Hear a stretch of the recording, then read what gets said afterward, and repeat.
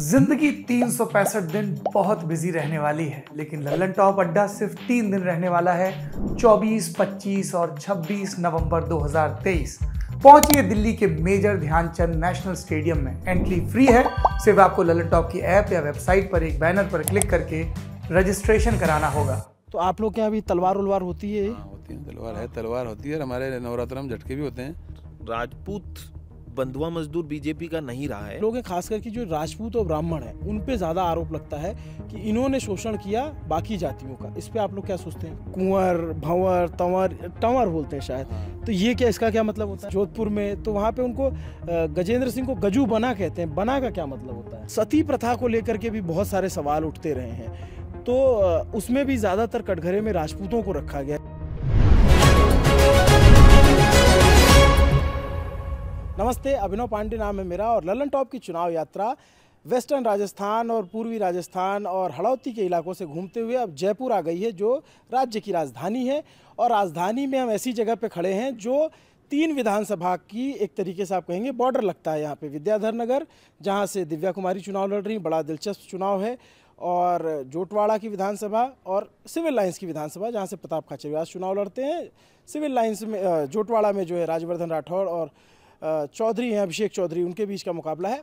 हम यहाँ पे बात जो करने आए हैं वो असल बात ये है कि जब मैं इतना घूमा तो मुझे समझ में आया कि राजस्थान में चुनाव तो जाति के मुद्दे पर होता है, बाकी मुद्दे होते हैं, लेकिन जाति का मुद्दा बहुत प्रमुख मुद्दा होता है और वोटर ये देखता है कि कौन सा कैंडिडेट किस पार्टी का है और किस जाति का है। तो ये सोचा कि क्यों ना जातियों की सैंपलिंग की जाए। तो हमारे साथ जो लोग अभी आपको पीछे दिख रहे हैं ये ज़्यादातर राजपूत समाज के, ज़्यादातर क्या सभी लोग राजपूत समाज से हैं। और मेरी दिलचस्पी ये जानने में है कि राजपूत समाज जो है वो किस तरीके से वोटिंग कर रहा है या वोटिंग करेगा, क्या पैटर्न होता है। जहां अगर दोनों कैंडिडेट या 3 कैंडिडेट राजपूत होते हैं तब राजपूत किस तरीके से वोट करते हैं, या फिर जिस विधानसभा में राजपूत कैंडिडेट नहीं होता किसी पार्टी से उस वक्त क्या पैटर्न होता है, और तमाम चीज़ें हैं। चूँकि राजस्थान में इनकी संख्या अच्छी खासी है, 10 से 12%, 15% तक आबादी बताई जाती है। इस बार 17 सीटों पर कांग्रेस ने राजपूत कैंडिडेट उतारा है और 25 पे बीजेपी ने उतारा है। बीजेपी ज़्यादा कैंडिडेट देती है राजपूतों के, इसका भी एक बड़ा फैक्टर, उस पर भी हम बात करेंगे। हम लोग अभी जो है एक होटल या घर कहेंगे, इसको क्या कहेंगे सर? घर कहेंगे। बड़ा भारी घर है। छोटा सा है सर। क्या नाम है आपका? भंवर युवराज सिंह नाम है सर। युवराज सिंह जी। अभी क्या है कि हमारे साथ जो कैमरे पर है उनका नाम कुलदीप है और जो कैमरा पकड़े हैं उनका नाम मनीष है। क्योंकि जो हमारे साथ कैमरे के साथी हैं आज उनको छुट्टी मिली है, तो ये हमारी मदद कर रहे हैं। तो थोड़ा सा आप आगे आ जाइए, मैं आपको बताता चलूँगा। जब तो युवराज जी, ये जो विधानसभा है ये पर्टिकुलर कौन सी विधानसभा? Civil Lines. सिविल लाइंस पड़ेगी। अच्छा है। यहाँ पे कोई राजपूत कैंडिडेट है? प्रताप सिंह खाचरियास कांग्रेस से हैं। और विद्याधर नगर में दिया कुमारी बीजेपी से। और जोटवाड़ा में राजवर्धन सिंह राठौर और एक निर्दलीय कैंडिडेट आशु सिंह सूरपुरा, वो भी जाति से राजपूत है। तो मैं बिना किसी लाग लपेट के यही पूछ लेता हूँ कि इस बार जो राजपूत वोट है वो किधर गिर रहा है ज़्यादातर? एक तो मेरा ये पर्सनली मानना है कि राजपूत जो 40 से कम हैं वो पार्टियों की चालबाजियों से अपने आप को ऊपर उठा चुके हैं। अब वो एक जो 40 से ऊपर वाले लोग जो अपने आप को पार्टियों से बांधा हुआ महसूस करते थे, उससे वो पार पा चुके हैं। और वो पार्टियों को, जो पार्टियां जातियों से लड़ाने का काम करती थी, उसको भी उन्होंने मोटे तौर पर एक्सपोज कर लिया है, समझ लिया है। अब तोल मोल के वोट देते हैं कुल मिला के। तोल मोल के, जो जहां ज्यादा फायदा देगा। अब वो बंधुआ किसी के नहीं है। अगर आप ज्यादा उन्हें फायदा देंगे तो वो उसी पार्टी को या उस पर्टिकुलर कैंडिडेट को वोट देते हैं। मोटे तौर पर तो विधायक ज्यादा एम्फेसिस रखता है राजस्थान में बनिस्पत पार्टी के। अच्छा, ये एक चीज़ बड़ी दिलचस्प लगी मुझे यहाँ पे, बारी बारी से मैं सबके पास आऊँगा, समझूंगा कि मैं सही हूँ या गलत। यहाँ पे लोगों से आप पूछेंगे कि कौन जीत रहा है, जैसे यूपी में हम पूछें कौन जीत रहा है तो कोई कहेगा योगी, कोई कहेगा अखिलेश। बिहार में पूछें तो नीतीश, तेजस्वी, लालू और बीजेपी का नाम लेते हैं। यहाँ ऐसा नहीं है। यहाँ अगर आप किसी से पूछेंगे तो अपने विधायक का नाम लेता है, या जिसको वो चाहता है कि ये विधायक बने उसका नाम लेता है। यानी सीट दर सीट की लड़ाई है इस बार के चुनाव में, जो मुझे समझ में आता है। और हर नेता अपनी ही सीट पे फंसा है, 2-4 नेताओं को अगर छोड़ दिया जाए तो। ये मैं ठीक, मेरा अनुमान है कि हर सीट की लड़ाई है। हर सीट की लड़ाई 199 पे चुनाव हो रहा है। एक पे कैंडिडेट की डेथ हो गई, उस वजह से वो सीट अटक गई। 199 की 199 समीकरण है। 199 के 199 समीकरण है। तो अभी तक आप लोग को कुछ समझ में आया कि किस दिशा में जा रहा है चुनाव, कौन जीत रहा है? बीजेपी जीत रही, कांग्रेस जीत रही है? नहीं, ये वो लहर जैसा तो कुछ सिचुएशन है नहीं मेरे हिसाब से। हाँ, ये बड़ा दिलचस्प है। अब तक ये होता था, राजस्थान 6 महीने पहले बता देता था कि जैसे पिछली बार 6 महीने पहले नारे लगने लग गए थे कि वसुंधरा तुझसे बैर नहीं, तेरी खैर नहीं, मोदी तुझसे बैर नहीं। इस बार उस तरीके का एजिटेशन सरकार के खिलाफ नहीं दिख रहा है, या फिर समर्थन भी किसी के उसमें खुला नहीं दिख रहा है? हाँ, क्योंकि गहलोत ने दिल खोल के पिटारा खोला है। और जो बीजेपी रेवड़ियाँ बांटना, रेवड़ी कल्चर को बैन कर रही थी, उसने भी अब रेवड़ियों के पिटारे को खोलना शुरू कर दिया है। तो अब देखते हैं कि कौन ज़्यादा, मतलब पर्टिकुलर टिकट सीट की बात है, उस सीट के हिसाब से ही सब समीकरण होते हैं कि मतलब मेरा पर्सनल कौन जानकार ज़्यादा है, मैं तो उसी को वोट दूंगा। ऐसा होता है। मैं ज़रा और लोगों के पास जाता हूँ। आपका क्या नाम है दोस्त? मानवेंद्र शेखावत। मानवेंद्र। आप यहीं के रहने वाले हो या आपकी विधानसभा दूसरी है? मेरा विधानसभा झोटवाड़ा पड़ता है। झोटवाड़ा है जी। तो आप जैसे यूथ हो, अभी ये कह रहे थे कि पहले ये था कि फिक्स होता था किसी में, अब का क्या है? जी, ये मेरा पहला वोट होगा, तो मैं अभी भी आई एम स्टिल लर्निंग। तो धीरे धीरे हमारा पहला क्राइटेरिया तो ये होता है कि किसका ट्रैक रिकॉर्ड कैसा है, कौन सा पॉलिटिशियन पे कितने केसेस हैं और कौन से पॉलिटिशियन करप्ट हैं। तो हम तो लीस्ट करप्ट और लीस्ट टेंटेड रिकॉर्ड जिसका होता है उसकी तरफ जाना पसंद करते हैं। और ये जो जातियों की पॉलिटिक्स होती है, इस पे आप क्या सोचते हैं? आई थिंक ये पुराने वाले लोग ज़्यादा इस पे स्ट्रेस डालते हैं। आई थिंक आज का यूथ कुछ बहुत ही ज़्यादा इन्वॉल्व है और कुछ बिल्कुल भी इन्वॉल्व नहीं है। तो आई थिंक वो बैलेंस वाली अप्रोच जो है आजकल जा चुकी है। कुछ एकदम जातिवाद की तरफ ही वोट देते हैं और कुछ, फोन जरा साइलेंट कर लीजिएगा आप। हाँ, कुछ जातिवाद को बिल्कुल छोड़ चुके हैं। अच्छा। तो इस बार राजस्थान में चुनाव में आपको मुद्दे क्या लग रहे हैं कि इन मुद्दों पर यूथ वोट करेगा?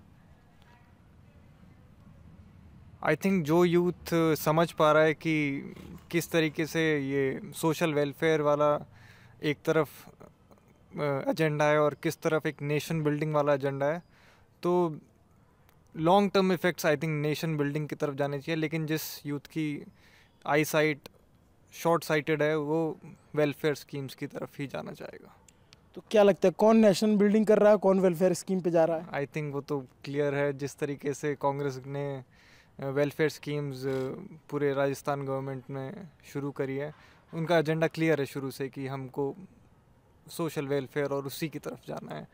और बीजेपी का है नेशन बिल्डिंग। और तो ये जो बीजेपी ने वादा किया है कि 450 रुपये में सिलेंडर देंगे, ये वेलफेयर में आएगा या नेशनल बिल्डिंग में आएगा? आई थिंक ये इसे हम क्या बोलते हैं, फेस सेविंग में आएगा। फेस सेविंग में आएगा। बढ़िया शब्द आपने चुना है, फेस सेविंग में आएगा।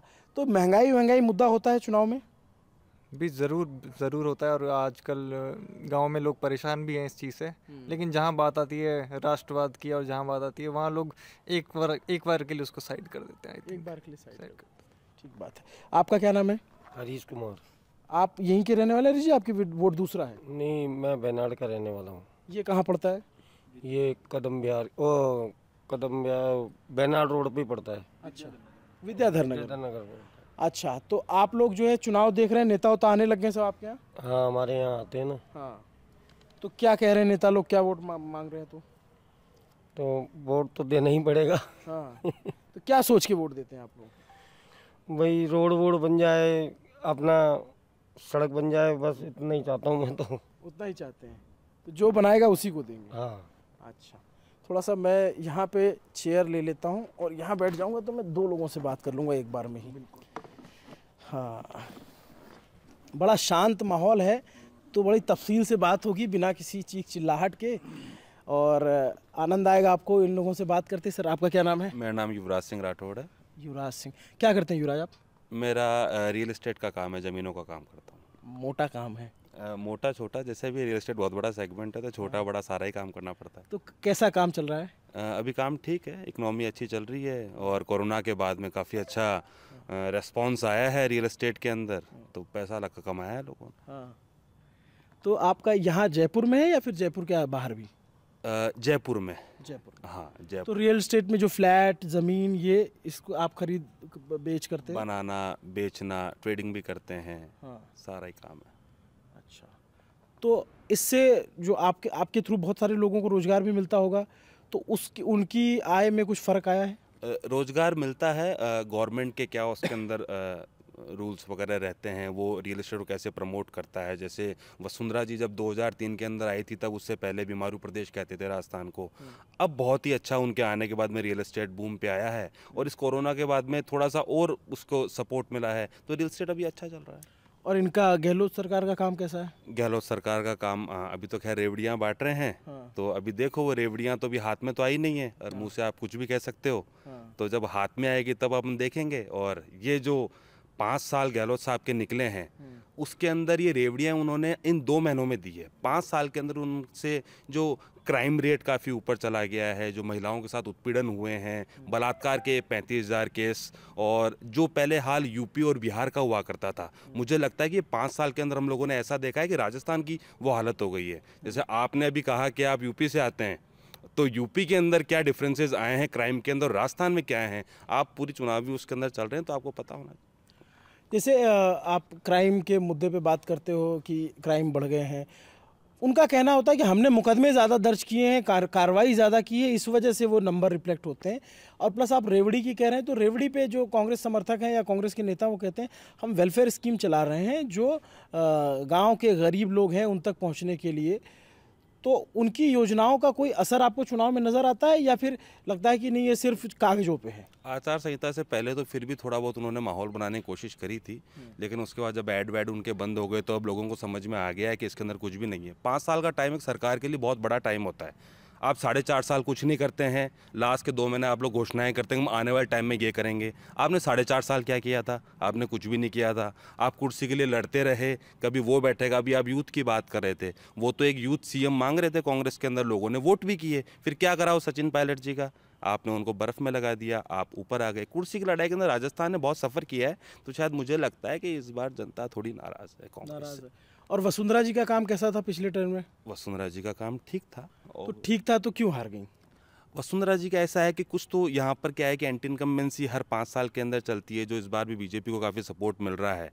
ठीक है, तो वो एक जो हर बार सत्ता पलटने का जो रिवाज होता है उसके अंदर थोड़ा सा उनको चोट लगी। बहुत ज़्यादा डिफरेंसेस नहीं है। उन्होंने कांग्रेस ने 100 जो है वो भी सीटें आंकड़ा छुआ नहीं था, तो थोड़ा बहुत मार्जिन रहा है। 1% का ही शायद वोट के अंदर फ़र्क आया होगा, 1 से 1.5% का। तो हाँ ठीक है, इस बार कवर हो जाएगा।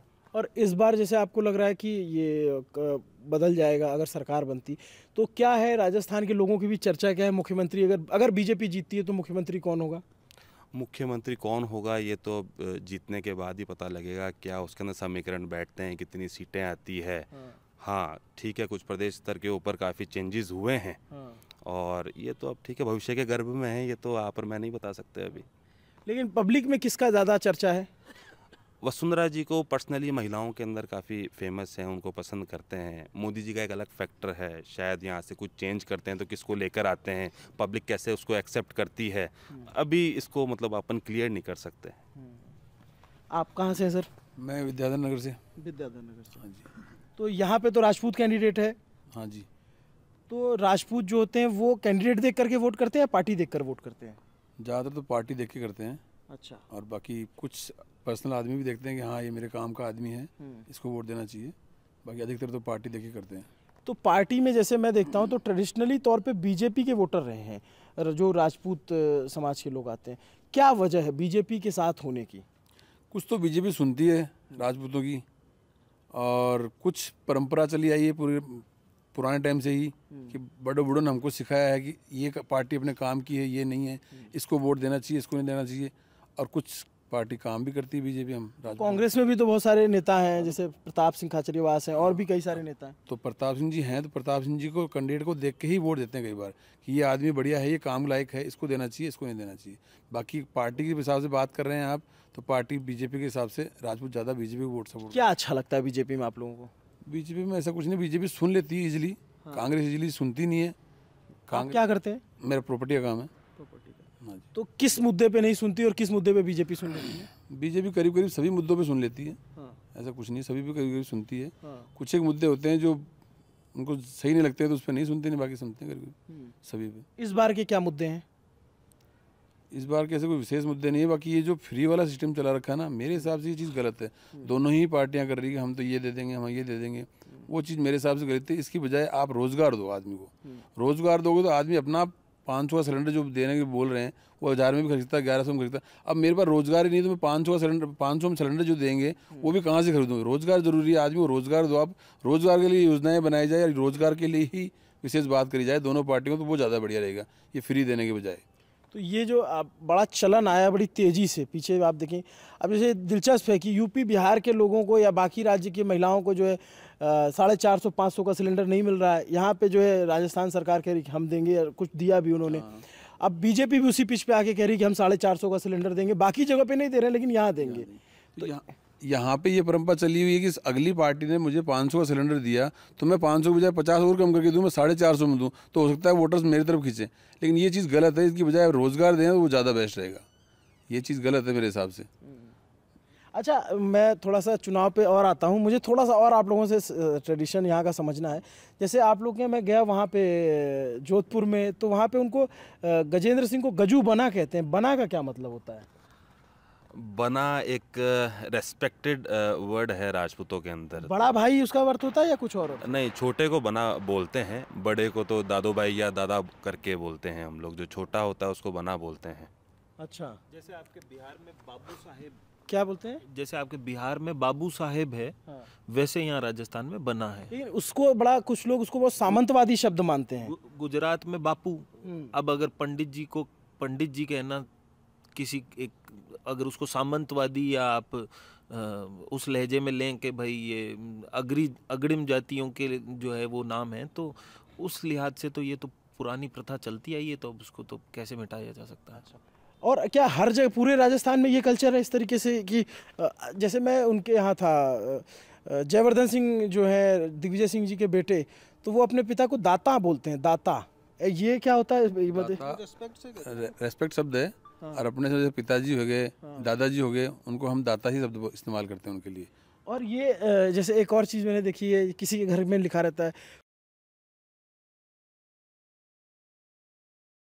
का पदवी है सबकी। क्या है? दाता मतलब दादाजी या पापा हो गए। कुंवर हो गया जिसके पिताजी मौजूद हैं, वो कुंवर हो गया। भंवर वो हो गया जिसके दादाजी जिंदा हैं। और तंवर हो गया कि दादा, पापा और परदादा दोनों जिंदा, वो तंवर हो गया। टंवर, सॉरी टंवर, तंवर नहीं टंवर। टंवर बोलेंगे? हाँ, टंवर बोलेंगे उसको। क्या? आप इधर ही आ जाइए, इधर ही आप भी चेयर लगा लीजिए इधर ही। तो आ जाइए, इधर आ जाइए, आप आ जाइए। हाँ, बताइए। जो घर का प्रधान है वो ठाकुर, जो प्रधान का बेटा है वो कुंवर, जो प्रधान का पोता है वो भंवर। ये पदवियां हैं। और भी जैसे मेरा नाम भी भंवर युवराज सिंह है। अच्छा। पर वो डॉक्यूमेंटली नाम भंवर युवराज सिंह जुड़ गया। जब मैं पैदा हुआ था तो मेरे दादाजी जिंदा थे, दादू साहब जिंदा थे। तब आपका नाम क्या होता था? तब मेरा नाम भंवर युवराज सिंह हो गया। अब वो डॉक्यूमेंट्स में भी भंवर। और अगर आपके परदादा जिंदा होते तो आपका नाम क्या होता? टंवर युवराज सिंह हो जाता। टंवर युवराज सिंह। और क्या क्या ट्रेडिशन होते हैं आप लोगों के यहाँ पे राजस्थान में? तो वो सारा मैं वीडियो में देखता हूँ, तलवार भी, महिलाएं भी तलवार ऐसे चलाती हैं। और क्या क्या जो खास ट्रेडिशन होते हैं उसके बारे में थोड़ा बताइए। राजपूतों के अंदर बहुत सारे ट्रेडिशंस हैं। आप जनरली, अभी तो शादियों का माहौल चल रहा है, शादियों में जाएंगे तो आपको पता लगेगा। राजस्थान के अंदर एक तो मेहमान नवाजी बहुत ये तो मैं महसूस कर रहा हूँ। हाँ, रेस्पेक्टेड यहाँ पर जो भी है, पधारो हमारे देश, जो टैगलाइन है इंडिया की टूरिज्म की, वो सब राजस्थान से ली हुई है। और अलग अलग तरीके से बहुत ही रिच कल्चर है, बहुत सारी चीज़ें हैं इसके अंदर। चाहे गांव में चले जाइए, और गांव से जो माइग्रेट करके जयपुर में आए हैं तो भी उन्होंने अपना कल्चर नहीं छोड़ा है। आज भी संस्कार उनके साथ जिंदा हैं। यहाँ पर आप शहर में बैठे हो, जयपुर में बैठे हो, राजधानी में बैठे हो, यहाँ पर भी वही कल्चर चल रहा है कि आपको यहाँ पर भी बना सुनने को मिलेगा, यहाँ पर भी आपको ठाकुर सुनने को मिलेगा। जो गांव में चल रहा है वो कल्चर यहाँ पर भी चल रहा है।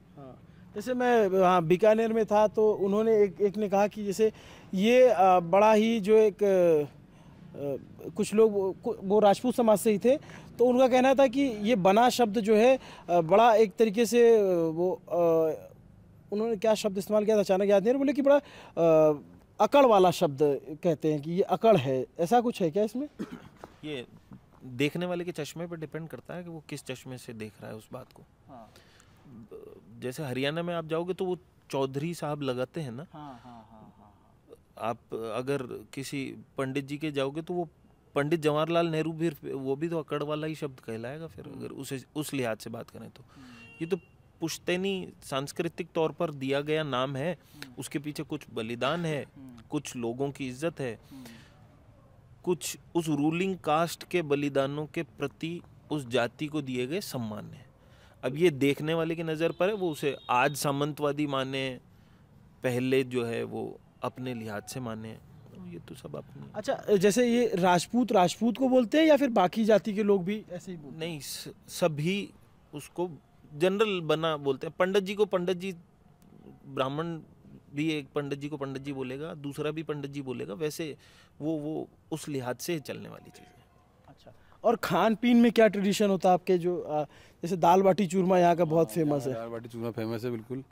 दाल बाटी चूरमा है, मक्के की रोटी है, सरसों का साग है, घी है, ऊपर मक्के की रोटी के ऊपर गुड़ है।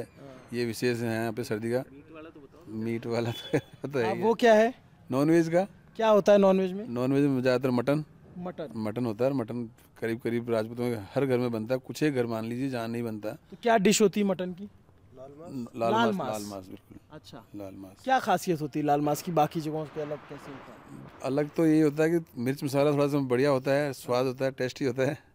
और बाकी ऐसा। कितना टाइम लगता है लाल मांस बनने में? करीब 1.5 से 2 घंटे लगेंगे उसको आराम से। 1.5 से 2 घंटे। और आप और भी उसको विशेष बनाना चाहते हैं तो और थोड़ा उसको पकाएं या मसाले को और भुने तो 2.5 घंटे मान लें ज़्यादा, लेकिन इतना टाइम तो लगता है। अच्छा, जैसे हम लोग बहुत और एक टर्म सुनते हैं झटका और हलाल, तो ये सब यहाँ पे भी चलता है? बिल्कुल, यहाँ चलता है झटके का। आप अधिकतर देखेंगे राजपूत लोग हलाल का मीट नहीं लेंगे, झटके का ही लेंगे। झटके के ज़्यादातर खटीकी करते हैं, मोमडन झटके नहीं करते हैं। खटीक से ही मीट लिया जाएगा और फिर उसको बनाते हैं, फिर खाते हैं। तो क्या अंतर होता है झटके और हलाल में? अंतर तो क्या, वो छुरी चलाते हैं हलाल में तो, और उसको तड़पा के मारते हैं। अपने यहाँ झटका किया एक बार में गर्दन अलग, तो उसको सही मानते हैं, उसी का लेके फिर उसी का मीट काम में लेते हैं। हलाल का नहीं लेते हैं यहाँ पे। तो ज़्यादातर लोग जो राजस्थान में ज़्यादातर लोग नॉन वेजिटेरियन है, वेजिटेरियन है? लगभग हाँ वेजिटेरियन ज़्यादा है। राजपूतों में लगभग 50-50 मान लीजिए आप। 50-50। तो आप लोग के यहाँ भी तलवार उलवार होती है? हाँ, होती है, तलवार होती है। और हमारे नवरात्र में झटके भी होते हैं। गांव में होते हैं, विशेष करके शहर में तो सिस्टम है नहीं, गांव में होते हैं झटके। वही कैमरा ऐसे बहुत ज़्यादा मूव मत करो, ऐसे आराम से रखो, ब्लॉग नहीं बन रहा है, तफसील से बातचीत हो रही है ये, ठीक है? हाँ, तो तलवार उलवार कैसी होती है? तलवार वही नॉर्मल। आ जाओ। हाँ, करीब क्या बताऊँ, लेकिन नॉर्मल तलवार होती है। तलवार करीब आपको सब घर में मिलेगी। और क्या वेट होता है तलवार का? वेट का तो मेरे को विशेष आइडिया नहीं। आपके यहाँ भी है? बिल्कुल है। हाँ, तो वो तलवार आप लोगों की कहीं स्पेशली बनती है या फिर हर जगह मिल जाती है? तलवार हमारी पीढ़ी दर पीढ़ी चलती आती है, आगे से आगे। जैसे पुराने ज़माने से हमें भेंट मिली हुई होती है, वो आगे से आगे चलती रहती है हमारे। अच्छा, जिसमें सोने की मूठ की भी होती है आपके। सोने लगा होता है उसमें? ऊपर जो मूठ बोलते हैं उसको, जिससे अपन पकड़ते हैं, तो सोने के मूठ की होगी, चांदी की होगी, अलग अलग उस हिसाब से। तो जो राजपूत आबादी है वो मेवाड़ में ज़्यादा है, मारवाड़ में ज़्यादा है, बाकी जगहों पे भी है?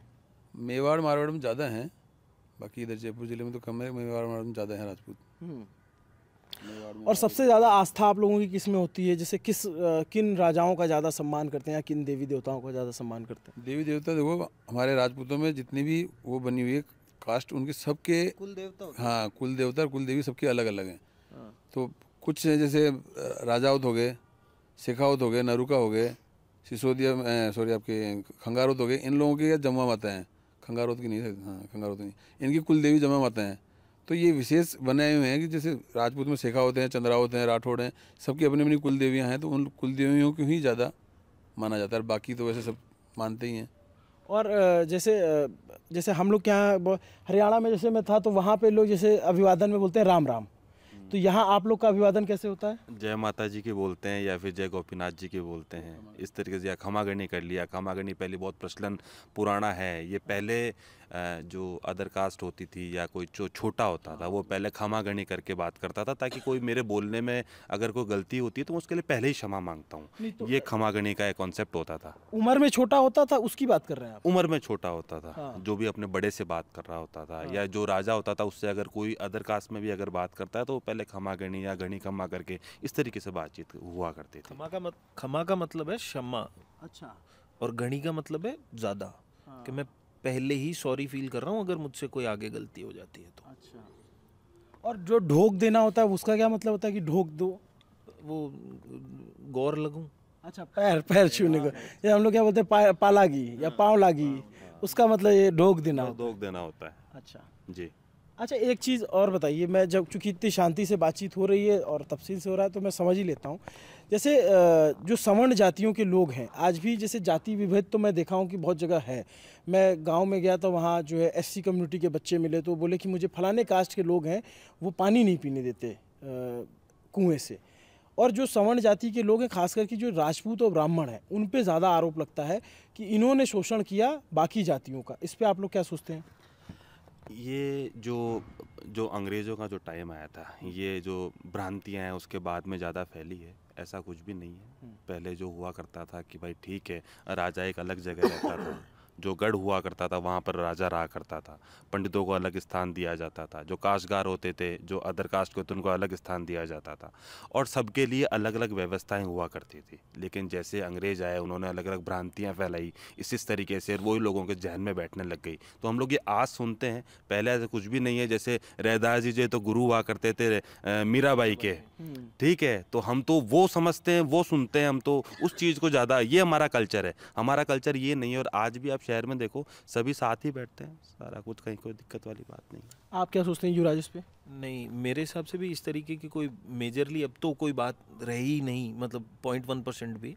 और राजपूत अगर एक पर्टिकुलर कास्ट की अपन बात करें तो जो गांव के अंदर अगर वो लोकतंत्र में अगर उसकी कहीं जीत ज़्यादा हो रही है या परसेंटेज वाइज भी वो अपना प्रतिनिधित्व ऐसी सीट से दे पा रहा है तो उसमें तो ये जो शेड्यूल कास्ट और शेड्यूल ट्राइब सबसे आगे बढ़कर उस जाति का समर्थन कर रही है। आप क्या सोचते हैं सर? जैसा भी बनाना बताया कि अंग्रेज़ों के टाइम से परंपरा चली आई थी। अंग्रेज़ कहते थे कि इधर आप नहीं आओगे, इधर नहीं जाओगे, इस कुएं से पानी नहीं पियोगे, हमारे बर्तन में खाना नहीं खाओगे, तुम्हारे सबके अलग होना चाहिए। तो वो उस टाइम जो प्रथा बना दी थी तो उसी हिसाब से राजा महाराजाओं की भी प्रथा चली आई कि सब तुम ये मेरे इधर नहीं आओगे, तुम मेरे यहाँ नहीं आओगे, मेरे नहीं पियोगे, मेरे नहीं खाओगे, मेरे बर्तनों में नहीं खा पियोगे, वो चली थी। अब वो धीरे धीरे ये मान लीजिए करीब करीब खत्म है बिल्कुल। अब इसको गलत मानते हैं आप लोग कि जातिवादी नहीं होनी चाहिए चीज़? बिल्कुल है ये चीज़, तो ऐसा नहीं होना चाहिए था। सब जाति के सब एक इंसान ही हैं, उनको पूरा हक है कि इस कुएं से मैं भी पानी पीऊँ, आप भी पियो और वो भी पिए। तो ऐसा कुछ नहीं है कि इस कुएं से आप मत पियो मैं पीऊँ। तो पुराने टाइम से चली आई थी वो चीज़, होने के चक्कर में राजा महाराजा के टाइम में हुई। बाकी अब ऐसा कुछ नहीं है। अब बिल्कुल कोई भी खाओ पियो, कहीं खाओ पियो, कहीं उठो, कहीं से पियो, कोई दिक्कत नहीं है। अच्छा, मैं थोड़ा सा इधर भी आ जाऊँ। आप लोगों से लंबे इंतज़ार हो गया, बात नहीं हो पाई, मैं इधर बैठ लूँगा तो आप लोगों से भी बातचीत होती रहेगी। मैं सबके पास अभी एक बार और आऊँगा फाइनल जो है चुनाव वाला समझने के लिए। लेकिन खैर, आप कहाँ से हैं? मैं विद्यानगर सीट से। विद्याधर, क्या नाम है आपका? भानु प्रताप सिंह। और आपका? सर धर्मपाल सिंह, बरगुनगर से हूँ, जोटवाड़ा विधानसभा। जोटवाड़ा। और रहने वाले कहाँ के हैं? बाड़मेर पाटोदी। बाड़मेर की एक सीट बड़ी चर्चित है। Yes sir. हाँ, बाड़मेर की सीट अभी चर्चा में है। अपने शिव तहसील से हैं रविंद्र सिंह जी भाटी साहब। और जो कि उन्होंने जो मेहनत की थी अपने कॉलेज टाइम से, जो उन्होंने इलेक्शन में मेहनत की, उसके बाद भी वो रेगुलर बने रहे। तो बीच में बीजेपी ने उनको सपोर्ट करके और उनको बोला कि हम आपको हमारे साथ मिलिए आप। और फिर उसको चीटिंग कहें या जैसा भी उनको धोखा करा और उनको टिकट नहीं देके, है ना, टिकट में हेरफेर करी। तो अभी लग रहा है कि जिस प्रकार से वो अभी लगे हुए हैं और जो जनता का सपोर्ट है, और सबसे बड़ी बात है कि सर्व समाज का सपोर्ट है उनके पास में। अच्छा। न कोई धर्म को अलग कर रहे हैं वो, न कोई जाति को अलग कर रहे हैं। इवन जो कांग्रेस का या निर्दलीय वहाँ पे जो खड़ा है ना, उस समाज के लोग भी पूरा अभी रविंद्र सिंह भाटी साहब को सपोर्ट कर रहे हैं। और लग रहा है कि जहाँ तक हो सकता है कि भाटी साहब उस सीट को निकाल लेंगे। अब इसे ये फैक्टर अभी समझ में आता है, जैसे वहाँ पे 3 राजपूत खड़े हैं। स्वरूप सिंह जो है बीजेपी से हैं, झालम सिंह बीजेपी के पूर्व विधायक हैं, और रविंद्र भाटी वो बीजेपी से के बागी हैं। 2 बीजेपी के बागी, एक बीजेपी से, और कांग्रेस से अमीन खान है, और उनके कांग्रेस के बागी फतेह खान जो हैं। तो अब वहाँ पे आप बताइए कि वहाँ पे राजपूत किस पैटर्न पे वोट करेगा? सर वहाँ अभी जो नवयुवक है वो रविंद्र सिंह भाटी साहब को अच्छे से समझ पा रहा है, और अभी तक काफ़ी लंबे समय से देख रहे हैं कि शिव तहसील में पानी की समस्या बहुत ज़्यादा है, और इसके अलावा पहले रोड की समस्या भी थी। अभी हालांकि रोड की समस्या बहुत कुछ सोल्व हो चुकी है, बट जो पानी की समस्या है उसको कोई सोल्व नहीं कर पा रहा है।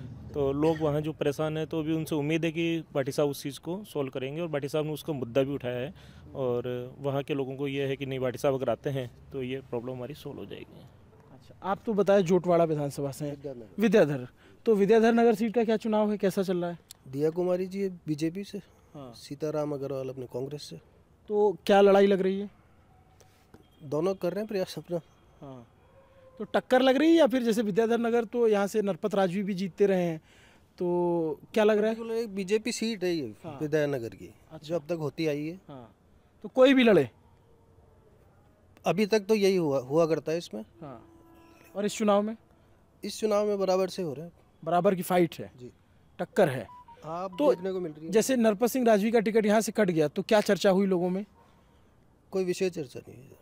अच्छा, उनका क्षेत्र में प्रभाव था, या फिर वो बीजेपी के नाम पे जीत जाते थे? बीजेपी के नाम पे। हाँ, जैसे उनका कहते हैं कि वो भैरव सिंह जी के दामाद थे, तो ऐसा उनका कनेक्शन नहीं था यहाँ से, आप कह रहे हो बीजेपी से जीते थे? कनेक्शन था, धीरे धीरे कम हो गया था, कनेक्शन कम हो गया था जी। अच्छा, एक बात बताओ, अब जैसे वो चले गए वहाँ लड़ने चित्तौड़गढ़ से, अब वहाँ पे चंद्रभान सिंह आख्या लड़ रहे हैं जो सिटिंग एमएलए थे, और ये भी लड़ रहे हैं, और कांग्रेस से भी एक कैंडिडेट हैं। तो अब वहाँ पे किस पैटर्न पे वोट पड़ेगा लोगों का? वो पार्टी वोट है, वो तो होंगे सर। सिंबल वाले वोट फिक्स होते हैं? सिंबल के वोट फिक्स है। हाँ, बाकी अब नया यूथ है जो वो चेहरे पे वोट दे रहे हैं। तो आप लोगों को वहाँ का कुछ फीडबैक मिल रहा है क्या? आप लोग वहाँ की कोई उसमें नहीं आ रही है। अच्छा, एक चीज़ बताइए, आप तो बाड़मेर के हैं, जैसे मैं वहाँ एक नया टर्म सुनने को मिला मुझे, रविंद्र को जो है ज़्यादातर लोग रौसा कहते हैं, तो रौसा क्यों कहते हैं? वो एक सम्मान है। अच्छा, सम्मान है, मतलब एक वर्ड जो है सम्मान का वर्ड है। हाँ, तो शॉर्ट नेम हो गया रावसा। रावसा। अब जैसे वो युवराज हैं, तो उनको हम लोग क्या बोलेंगे जो सम्मान देगा वो? यूसा हो गए हैं हमारे। हाँ, यूसा हो गया। सा एक वर्ड जो है वो शॉर्ट नेम करते हैं। अब जैसे मेरा नाम दिलीप है, तो मेरे नाम के आगे सा लगाते हैं, सा का मतलब सम्मान हो गया, तो दीप सा। अच्छा, दीप सा बोल सकते हैं, हाँ, बोलता कोई नहीं लेकिन बोल सकते हैं दीप सा। जैसे युवराज बना, बोला यू सा बोल दो इनको। ये भानु बना है, भानु सा, नहीं भानु बनाकर फिर यही होगा भानु सा। नहीं, अमूमन यही होता है कि शॉर्ट नेम थोड़ा नाम लिया और सा लगा दिया पीछे, तो ये चीज होता है। दिलीप सिंह जी है, तो ये नहीं बोल के आप दीप सा कर दें इसको। तो अब जिसका नाम दीपेंद्र होगा उसको दीप सा कहेंगे? दीप सा कहें। अच्छा। आपको पूरा लेने की जरूरत नहीं है, अगले को सम्मान भी मिल गया। नाम भी छोटा हो गया, नाम छोटा हो गया। अच्छा, एक चीज़ और आप लोग समझाइए थोड़ा सा मुझे, कि जब मैं यहाँ आया तो देखा कि कास्ट के अंदर भी बहुत सारा बाइफिकेशन है। कास्ट के अंदर भी कास्ट दर कास्ट है, ब्राह्मण है, पुष्करना ब्राह्मण है, ओबीसी है, मूल ओबीसी है, राजपूत है, रावणा राजपूत है, शेखावत अलग बोलते हैं, ये शेखावत हैं, ये राठौर हैं, ये खारा हैं, ये सोडा हैं, ये सारा क्या है, इसका क्या सीन है? ये सब इनमें राजपूतों में खापे हैं, सब अलग अलग। अच्छा, जैसे मेवाड़ से आए तो उधर की अलग है, आप जोधपुर से आए तो राठौड़ बेल्ट आ गया आपके, शेखावाटी में शेखावट बेल्ट आ गया, आप जैसलमेर जाएंगे वहाँ भाटी बेल्ट आ गया, तो सबकी अलग अलग ही है, चली आ रही है इससे। तो इसका क्या चुनाव में भी कुछ फर्क पड़ता है? चुनाव में भी इसमें भी वोट देने में देखा जाता है क्या? इसमें मेरे हिसाब से ऐसा कुछ नहीं है। बस वो कैंडिडेट देखते हैं या फिर पार्टी देखते हैं, 2 चीज़ देखते हैं। इसमें वो नहीं है कि इसकी क्या खाप है, इसकी क्या खाप है, वो नहीं। इसमें यही होता है कि बस पार्टी या कैंडिडेट, उस हिसाब से वोट है। और ये जो लोग रावणा राजपूत वर्ड यूज़ करते हैं, ये किसके लिए करते हैं? बेसिकली सर रावणा राजपूत वर्ड जो है वो राजपूतों की ही एक मतलब मान सकते हैं अपन कि जैसे किसी भी राजपूत राजा ने 2 पत्नी रखी है, तो आपकी जो वाइफ है वो भी अगर समाज से, आपके राजपूत समाज से है, तो वो उनके बच्चे होंगे वो राजपूत कहलाएंगे। बट अगर किसी अदर समाज से अगर हैं तो उनके जो बच्चे होंगे वो रावणा राजपूत कहलाएंगे। अच्छा, ये उस समय से निकला है। तो जैसे अभी मुझे पता चला यहाँ ओबीसी कैटेगरी में आते हैं। बिल्कुल ओबीसी कैटेगरी में आते हैं। एक्चुअल मदर किसी अगर अदर कास्ट की हैं और वो उनका बच्चा है तो जो ब्लड है वो तो राजपूत का, और मदर किसी अदर कास्ट तो रावणा राजपूत के नाम से खिलाएंगे। अच्छा, ऐसा है। तो उनके वोट किस तरह से पड़ते हैं? आप ही लोगों के जैसे कि बीजेपी के ज़्यादा समर्थक होते हैं या फिर कैंडिडेट? अभी सर समाज ये है कि सभी को एक ही जाजम पे बैठाने के लिए कोशिश कर रहा है और सभी को एक ही उस समाज के उसी पलड़े में एक ही में लेके आ रहा है। एक ही पलड़े में, बिल्कुल सर। इस बार जो है राजपूतों का वोट ज़्यादातर जिन सीटों पे राजपूत कैंडिडेट नहीं है वो किधर जाएगा? राजपूत कैंडिडेट नहीं है तो वो समाज डिसाइड करेगा, समाज मीटिंग करके और अपने किस पार्टी को जिताना है उसके अकॉर्डिंग हम लोग। अच्छा, मीटिंगें होती हैं, बैठकें होती हैं? बैठकें होती है, बाकायदा बैठकें होती हैं और समाज जो पक्ष रखेगा उस पक्ष को सपोर्ट करेगा। और अगर किसी सीट पे दोनों राजपूत हैं तो फिर क्या देखते हैं? सर दोनों राजपूत होने से मतलब नहीं है, वो एक्चुअल में क्या है कि कैंडिडेट भी देखा जाता है। हाँ। कि कैंडिडेट किस किस्म का है। हाँ। अगर कैंडिडेट आपका लगता है कि अगर उसमें कहीं ना कोई कमियां रही है, पिछला उसको राज रहा है तो पिछले राज में क्या कमियां रही है वो भी सब देखा जाता है, तो उसके अकॉर्डिंग डिसाइड होगा। अच्छा, आप लोग क्या करते हैं? मैं इधर आ जाता हूँ। हाँ बताइए। मेरा नाम चंदन सिंह है, मैं टूर एस्कॉर्ट हूँ। टूर एस्कॉर्ट, क्या काम होता है आपका?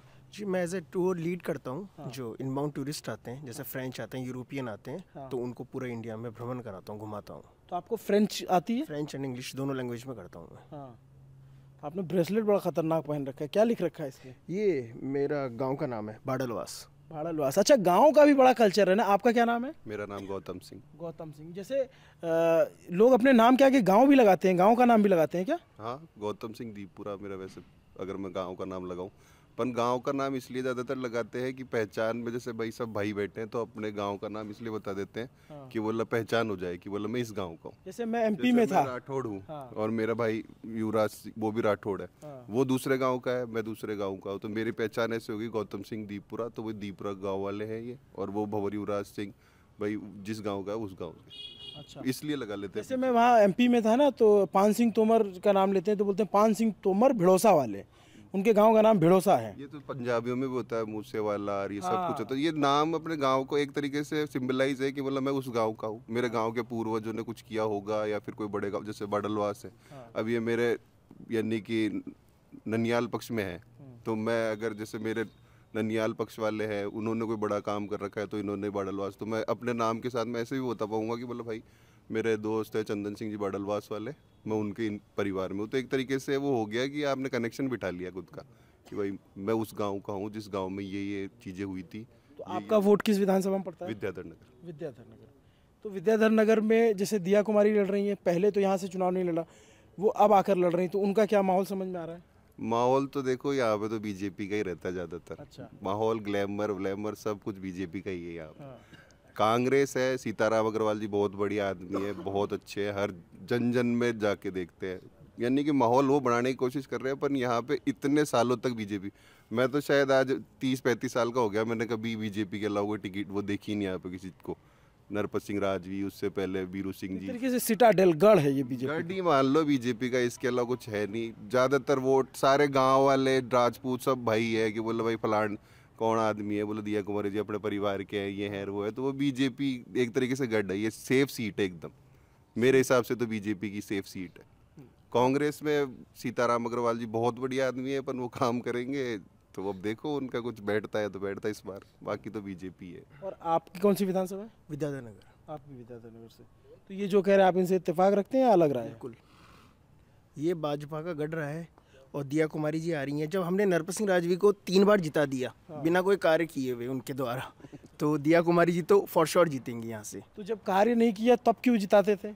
रीज़न है कि ये गढ़ है बीजेपी का, और अगर आप जैसे कास्ट वाइज अपनी बात चली थी शुरुआत से, तो कास्ट वाइज भी अगर अपन रेशियो देखते हैं तो राजपूत, ब्राह्मण और बनिए ये इसमें मेजॉरिटी में है, तो ऑब्वियसली बीजेपी के कोर वोटर्स हैं, तो हमारा वोट जाता है। हाँ, कैंडिडेट देखा जाता है समटाइम्स, जैसे बहुत काफ़ी समय पहले एक कांग्रेस के कैंडिडेट जीते थे यहाँ से, उम्मेद सिंह राठौड़, तो वो भी राजपूत कैंडिडेट थे, वो कांग्रेस से थे, बट उन्होंने अच्छा काम किया था, वो कर्मचारी महासंघ के अध्यक्ष भी रहे थे, तो वो जीते थे। उनके अलावा आज तक शायद मैंने भी नहीं सुना है।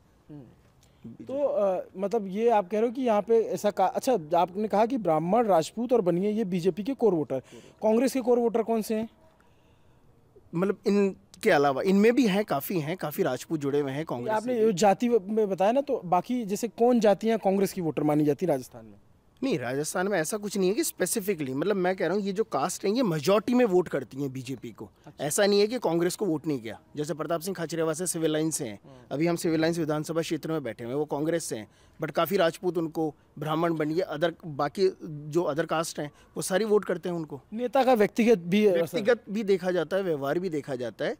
और उसके अलावा अगर हम देखते हैं कि हाँ ठीक है, 2 कैंडिडेट खड़े हैं और अगर वोट बैंक की बात करते हैं तो फिर हम बीजेपी के वोट बैंक में हैं। वोट बैंक बीजेपी के। अच्छा, चलिए, बहुत अच्छा बातचीत रही। मैं थोड़ा सा कुछ और सवाल हैं वो इधर बैठ करके मैं पूछ लूँगा। तो जैसे इन्होंने बताया कि जो कास्ट लाइन पे जब वोट पड़ता है तो राजपूत, ब्राह्मण और बनिया ये बीजेपी के कोर वोटर माने जाते हैं। कांग्रेस के कोर वोटर यहाँ राजस्थान में पर्टिकुलर कौन जाति के लोग माने जाते हैं? जो एसटी मतलब दलित जातियाँ हैं, जो ट्रेडिशनली जिसको फ्लोट अपन ऑल पैन इंडिया देखते हैं, वही कोर वोटर्स हैं, अल्पसंख्यक हैं। बीच में वसुंधरा जी के कार्यकाल में कुछ ऐसा हुआ था कि अल्पसंख्यक यूनिस खान और मैडम की छवि को देखते हुए बीजेपी के प्रति अट्रैक्ट हो रहे थे। और राजस्थान में एक मुसलमान पाया जाता है, कायम खानी मुसलमान। वो मतलब कुछ सौ सालों पहले ही हिंदू जातियों से कन्वर्टेड मुसलमान है। तो वो उस जोनर पर ओवेशी नहीं बने और वो थोड़े नॉन कम्युनल है, मतलब वो हिंदुओं के साथ बैठने में और हिंदुओं को उनके साथ बैठने में कोई एतराज़ नहीं है। उनका कुछ एक आध पीढ़ी पहले तक तो नाम भी उमेद खान हिंदू नाम होते थे और वो फेरे भी लेते थे और निकाह भी पढ़ते थे। तो बीजेपी का तो अभी तक वो मुस्लिम बीजेपी को वोट देते थे, देने लग गए थे। अब बीजेपी की जो जैसे राजस्थान, गुजरात में मैं था तो गुजरात में से वोहरा कम्युनिटी के बहुत सारे लोग हैं, वो बीजेपी के साथ आते हैं। अच्छा। वैसे ही कायम खानी आने लग गए थे, पर अब और जाट यहाँ पे किसके ट्रेडिशनल वोटर माने? जैसे जाट आबादी बहुत अच्छी खासी संख्या। ट्रेडिशनली वो कांग्रेस के थे। हाँ। पर अब जैसे राजपूत बंधुआ मजदूर बीजेपी का नहीं रहा है, हाँ। वैसे अब जाट भी जो है वो 100% कांग्रेस का कुछ नहीं है। जैसे हनुमान बेनीवाल जी हैं, उनकी पार्टी का भी प्रभाव है। आप कुछ दिनों पहले तक तो सतीश पूनिया प्रदेश अध्यक्ष बीजेपी, वो जाट कम्युनिटी से थे। गोविंद सिंह डोटासरा जो हैं वो जाट कम्युनिटी से पीसीसी और हनुमान बेनीवाल खुद की पार्टी फ्लोट कर रहे हैं। तो अच्छा, ये जैसे आप कह रहे हो कि अब बंधुआ मजदूर नहीं रहा, जैसे कांग्रेस ने भी इस बार ठीक ठाक टिकट दिए, 17 टिकट दिए हैं राजपूतों को और बीजेपी ने 25 दिए हैं। ये अक्सर ऐसा देखने में मिलता है कि अभी तक जो ट्रेंड आता रहा है वो बीजेपी के जो राजपूत कैंडिडेट है वो ज़्यादा जीतते हैं और कांग्रेस के राजपूत कैंडिडेट कम जीतते हैं। तो अब धीरे धीरे मैं देख रहा हूँ कि टिकट देने की संख्या भी कम हो रही है। तो ऐसा लग रहा है कि प्रतिनिधित्व घट रहा है बीजेपी में। हाँ, बिल्कुल घट रहा है। यही तो प्रॉब्लम है। बीजेपी ने इसको क्या बोलेंगे अपन, बाय डिफॉल्ट मान लिया है ये वोट तो। और ये वसुंधरा जी के पिछले कार्यकाल में कुछ ऐसे इंसिडेंट्स हुए जिसकी वजह से समाज में ये एक मैसेज पहुंचा कि हम बाय डिफॉल्ट नहीं हैं, हम आप लोगों का समर्थन करते हैं, एक पार्टी की विचारधारा में हम रहते हैं और उस पार्टी की विचारधारा को हमने एक्सेप्ट किया है, माना है, क्योंकि आप लोगों ने हमें उस लेवल पर तरजीह दी थी। अगर आप तरजीह देना बंद करेंगे तो हम भी आपको तरजीह देना कम करेंगे। और कांग्रेस ने तरजीह दी है, ईडब्ल्यूएस के मामले में तरजीह दी है। क्या है वो ईडब्ल्यूएस में? इकोनॉमिक वीकर सेक्शन, एक नेशनली जो है कास्ट को छोड़ के रिजर्वेशन आया है। उसमें कुछ जमीनों के पैरामीटर, जिसका 200 गज से ज्यादा प्लॉट है उसको आरक्षण नहीं मिलता, आरक्षण नहीं मिलेगा। अब राजस्थान में मेट्रो सिटी तो है नहीं और जमीन की वो वाली सिचुएशन है नहीं यूपी बिहार की तरह, तो अब वो एक फॉर्मेट पैन इंडिया लागू नहीं हो सकता राजस्थान में। तो राजस्थान की गवर्नमेंट ने उसको देखते हुए ईडब्ल्यूएस के कुछ चीज़ों में रिलैक्सेशन दी, जिसका फ़ायदा एक बड़े तबके को हुआ, जिसमें स्वर्ण कास्ट जितनी भी हैं वो शामिल होती हैं। उस वजह से यही डिमांड हमारी रेगुलर बेसिस पर बीजेपी के लीडर्स से, जो स्वर्ण लीडर्स हैं, उनसे होती रही है, पर वो अभी तक एक्सेप्ट नहीं हुई है। अच्छा, एक बात बताइए कि क्या वजह है जो ट्रेडिशनली बीजेपी का वोटर रहा है राजपूत, और दो सवाल हैं, और अब आप जो कह रहे हो कि अब बंधुआ मजदूर नहीं है कि हम एक ही पार्टी को वोट देंगे, तो दोनों को थोड़ा आप तफसील से समझाइए। क्यों राजपूत बीजेपी को पसंद करने लगा था, इस बात का जवाब तो ये है कि पास्ट में कांग्रेस ने सीलिंग एक्ट लाकर इनिशियली जैसे ही इंडिपेंडेंस मिली, सीलिंग एक्ट लाकर राजपूतों की जो ज़मीनें थी उसे उन्होंने, जो बोरा है उसकी ज़मीन है इस बहाना पे वो ज़मीनें उनकी ले ली गई। वो फर्स्ट इफ़ेक्ट था। और फिर राजपूतों ने अपनी बहुत सारी पार्टियां स्टार्ट करी, जिसमें रामराज परिषद थी, स्वतंत्र पार्टी थी, और कुल मिलाकर राजपूत जो उस समय नेतृत्व स्टेट में आया वो एंटी कांग्रेस था। धीरे धीरे कालखंड में भैरव सिंह जी के नेतृत्व में वो सारी पार्टियां सिमट के जनता पार्टी के थ्रू होते हुए बीजेपी में मर्ज हो गई, या वो सारे लीडर्स जो हैं वो बीजेपी में आ गए, और उनके पुरोधा हुए भैरव सिंह। भैरव सिंह जी की वजह से राजपूत बीजेपी के प्रति बहुत ज़्यादा इंक्लाइंड हो गया। यहाँ तक तो हम क्यों बीजेपी को पसंद करने लगे और क्यों हम बीजेपी के हार्डकोर वोटर प्रूवन हो गए।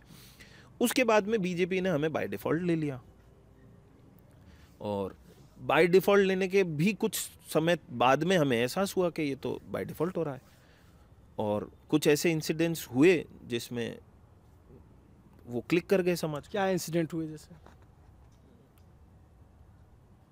जैसे जो ये ईडब्ल्यूएस का पूरा आंदोलन को अगर आप कभी भी देखेंगे तो भारत में सबसे पहले ये ईडब्ल्यूएस का आंदोलन देवी सिंह भाटी और लोकेंद्र सिंह जी कालवी ने सामाजिक न्याय मंच का एक आंदोलन खड़ा किया था। उसमें ये फर्स्ट टाइम इंट्रोड्यूस हुआ था, रिजर्वेशन स्वर्ण कास्ट को दी जाए, जिसका नारा था कि आरक्षित को संरक्षण, और कुछ इस तरीके का नारा था, मैं बोल रहा हूँ। उस तरीके से हमने डिमांड करना स्टार्ट किया था। बीजेपी ने उस पर ध्यान नहीं दिया। फिर जातियों को एक दूसरे से लड़ाना, गुजर मीना, ये लड़ाई हुई, और फिर कांग्रेस ने ये ध्यान दिया कि कांग्रेस ने भी कई जातियों को बाय डिफ़ॉल्ट लिया होगा। उन्हें लगा कि अब हमें और होमवर्क करना चाहिए और जातियों को एक्सपेंड करना चाहिए। उस एक्सपेंडिचर में हम बाय डिफ़ॉल्ट बीजेपी में प्रूव हो गए। कांग्रेस के लिए हम नए थे तो कांग्रेस ने हमें थोड़ी तरजीह दी। इसी तरीके से हम, तो मतलब दिलचस्प है कि मतलब ये मैं घूमा राजस्थान काफ़ी, बाड़मेर से उधर जैसलमेर, उदयपुर, टोंक, झालावाड़, सब जगह पे एक चीज़ बड़ा कॉमन समझ में आती है, वो जाति की पॉलिटिक्स। पहले मुझे ऐसा लगता था कि यूपी बिहार में ज़्यादा होती है, फिर जा कर के जैसे जैसे आप राज्य दर जाते हो, गुजरात में भी मुझे यही चीज़ें दिखी। वो जो एक लाइन अभी कहीं किसी ने बोली थी कि राजस्थान का आदमी जातिवादी है, सांप्रदायिक नहीं है। वो मैंने किसी से सुनी थी, पर वो बिल्कुल मुझे लगता है ये लाइन मैंने ही बोली थी अपने वीडियो में, कि मुझसे किसी ने कहा कि भाई साहब जो यहाँ चुनाव हो रहा है वो कम्युनल लाइन पे नहीं होता, वो कास्ट लाइन पे होता है। बिल्कुल है वो कास्ट लाइन, वो है। दिलचस्प है राजस्थान का। कास्ट लाइन पर वोटर ही थोड़ी वोट दे रहा है, कास्ट लाइन पर पार्टियां तय करके हमारे लिए कैंडिडेट लेकर आ रही हैं। और इस बारे में तो सीरियस नोट पर पॉलिटिकल पार्टीज को सोचना पड़ेगा, क्योंकि बाय डिफ़ॉल्ट हो क्या रहा है,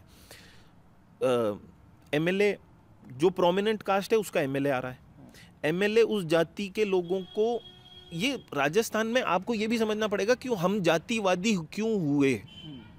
उसका एक मेजर प्रॉब्लम ये है कि जो प्रोमिनेंट कास्ट है उसका एमएलए आ रहा है, पार्टी टिकट दे रही है, जनता उसको चुन रही है। वो चुनने के बाद में अब वो वैसे ही मेजॉरिटी कास्ट का है, तभी तो चुना गया है, तभी पार्टी ने उसे टिकट दिया है। वो तहसीलदार अपनी जाति का, थानेदार अपनी जाति का, डिप्टी अपनी जाति का, एसडीएम अपनी जाति का, तो 36 कौम में से 35 कौम की तो 15 जगह सुनवाई हो रही है, और बाकी 34 कौम जो है वो 5 साल तक वेट ही कर रही है कि अब की बार हमारा आएगा तो हम देखेंगे।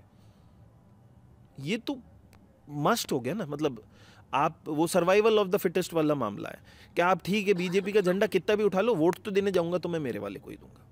ये प्रॉब्लम आई हमसे होगी शायद, लेकिन इसको पोषित तो पार्टियों ने किया है। बहुत बहुत महत्वपूर्ण बात आपने कही युवराज कि ये प्रॉब्लम जो है दो तरफा। यहाँ पे ये नहीं देखा जाता कि कैंडिडेट कितना क्वालिफाइड है, या क्वालिफाइड नहीं भी है तो लोगों की कितनी सुनता है, वो जनता के बीच कितना रहता है।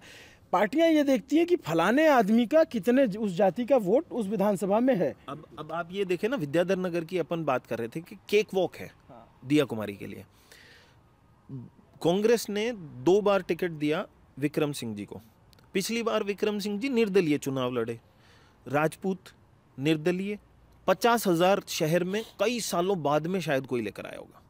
50,000 निर्दलीय, 65,000 वोट्स सीताराम अग्रवाल, और शायद 90 कुछ नरपत सिंह राजवी। तो राजपूत के अगर वो उस बाय डिफॉल्ट की आप बात करें तो राजपूत के वोट तो 2 जगह बटे, पर फिर भी जो विनर है वो राजपूत है, और जो रनर अप है वो भी राजपूत है, और वो 50,000 वोट लेकर आया है। शहर में 50,000 वोट लाना कम बात नहीं है।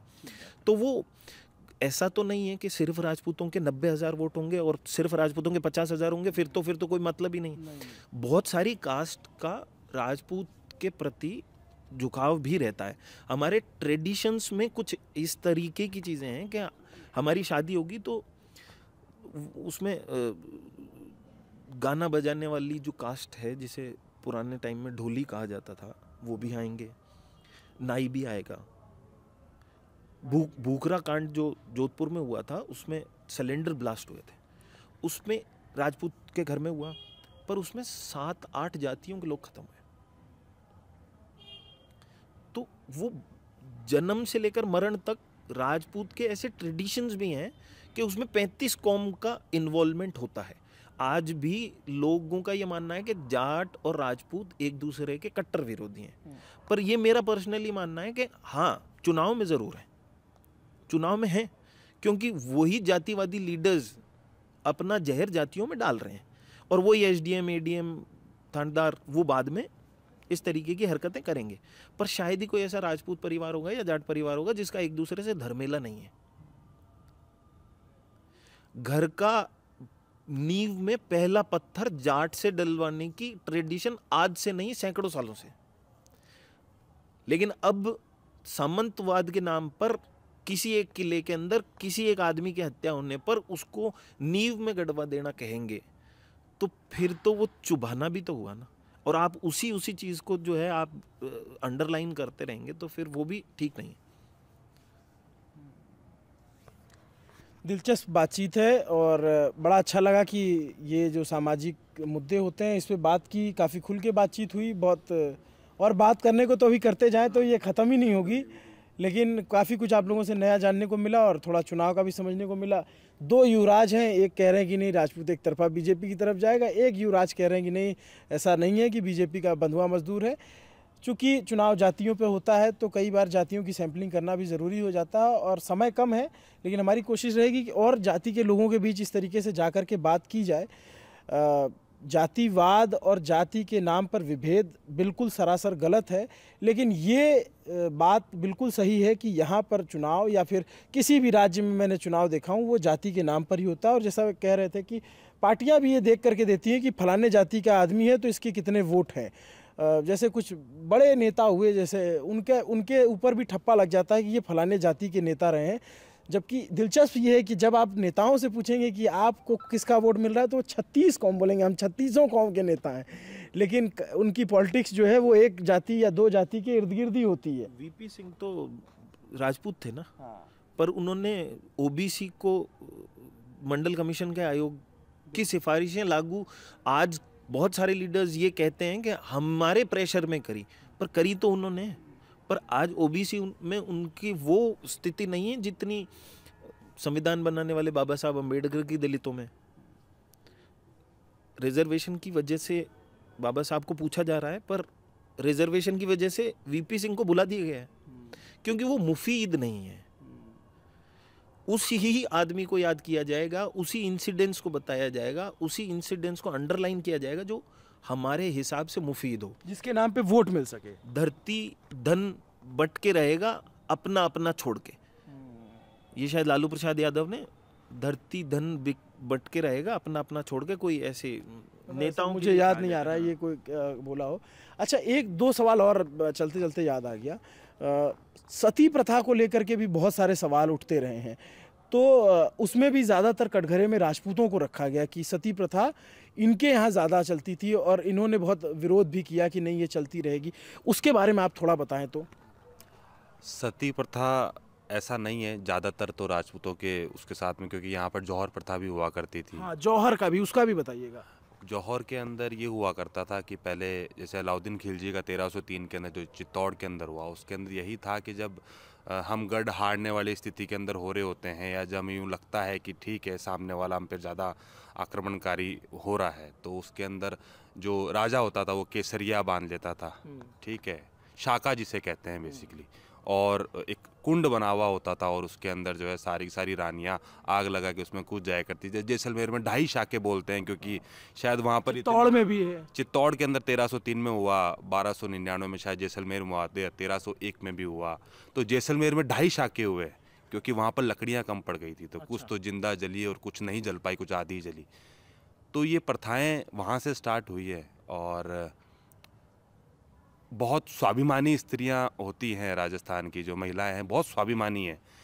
उनको ये पता था कि एक, मैं उस वर्ड को भूल रहा हूँ, जैसे ये कहा जाता था जैसे ईरान और उस जगह के ऊपर जो मुगल्स वगैरह आते थे कि वो शवों के साथ भी रेप करा करते थे। तो ये प्रचलन उस ज़माने का है।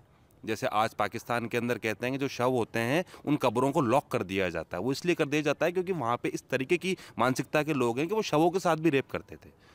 तो यहाँ पर जब ये बात पता लगी तो ये सतियाँ जो है स्टार्ट हुई, और उसके बाद में कुछ 1-2 जगह पे गलत भी हुआ। ठीक, एक कांड याद आता है जिसमें किसी महिला को 1989 में हुआ था, जिसमें देवराला सती कांड। हाँ, वो क्या था?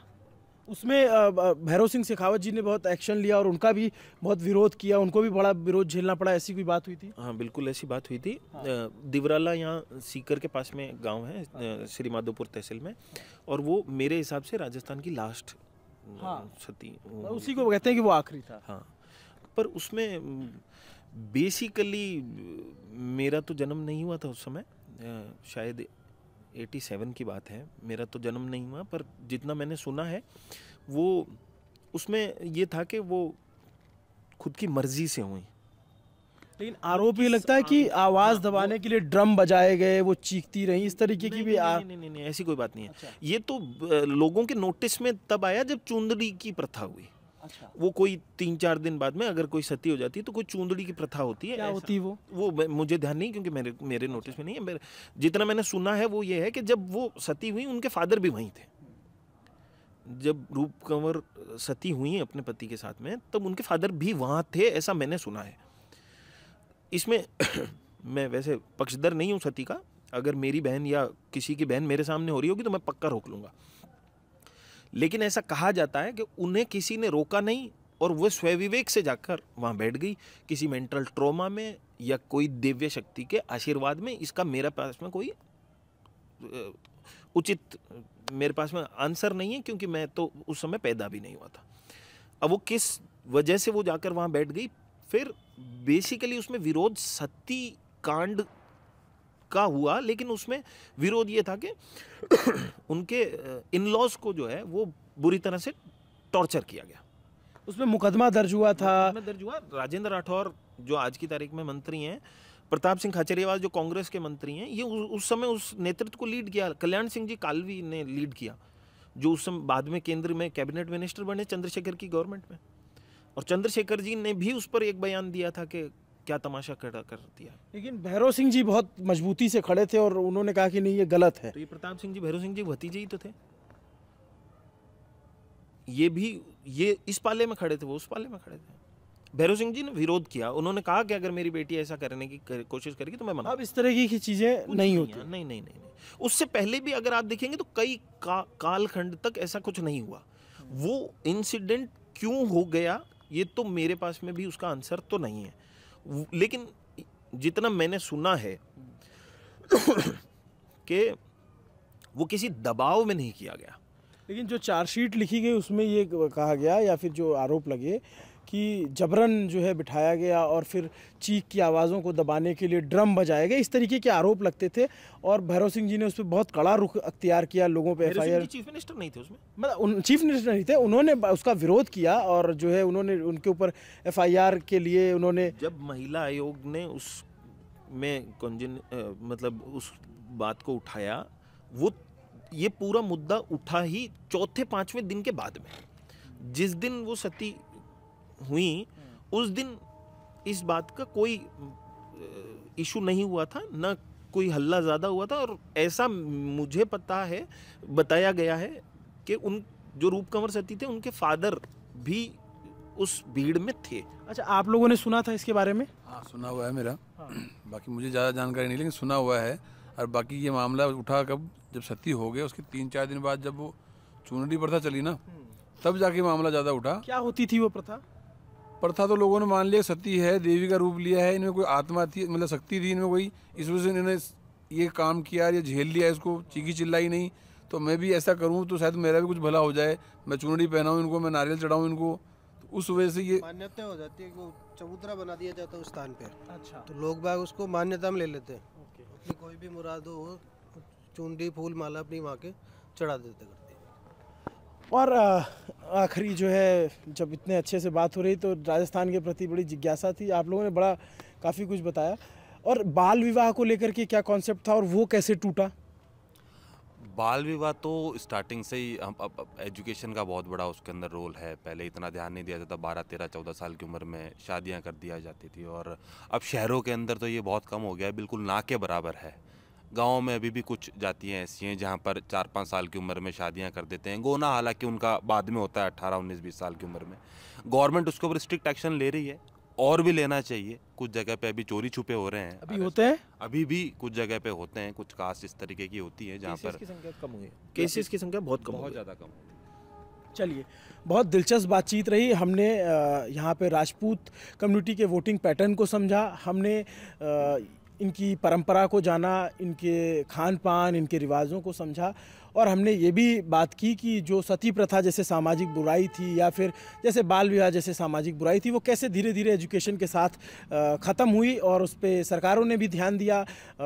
और भी जो भी कुप्रथाएं हैं जातिवाद की और जो छुआछूत, अनटचेबिलिटी अभी भी कहीं कहीं लोग मानते हैं, इस पर भी हमने खुल के बात की और इनका मानना है कि ऐसा नहीं होना चाहिए।